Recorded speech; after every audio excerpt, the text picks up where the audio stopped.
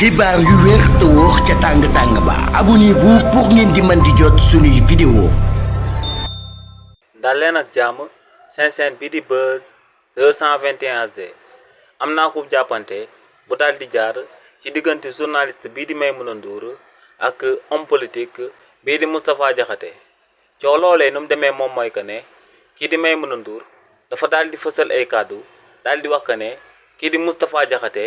dafa daal di fësal akub bataaxal daal di bind akub texte daal di wax que ne Maimouna Ndour dafa tàmbale di bokk ci journaliste yi nga xam ne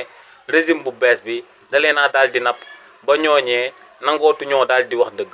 nee nag ci texte boobee kii di Moustapha Diakhaté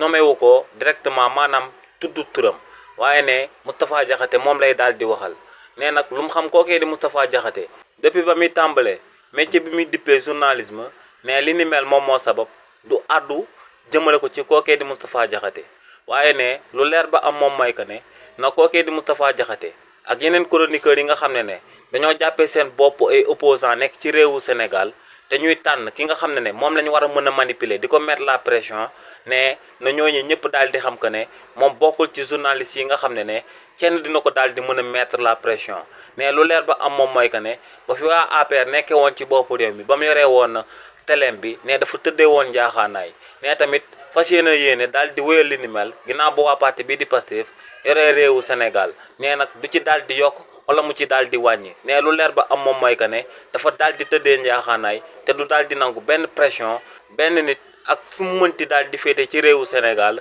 di ko daal di teg ne lu leer ba am moom mooy que ne am na ay chroniqueur pro opposition bi te ne ñooñee tàmbali nañ di teg pression journalistes yi nga xam ne dañoo nekk ci seen politique bi ci réew mi di Sénégal. xibaar yu wér te wóor ca tàng ba abonnez-vous pour ngeen di mën di jot suñuy vidéo.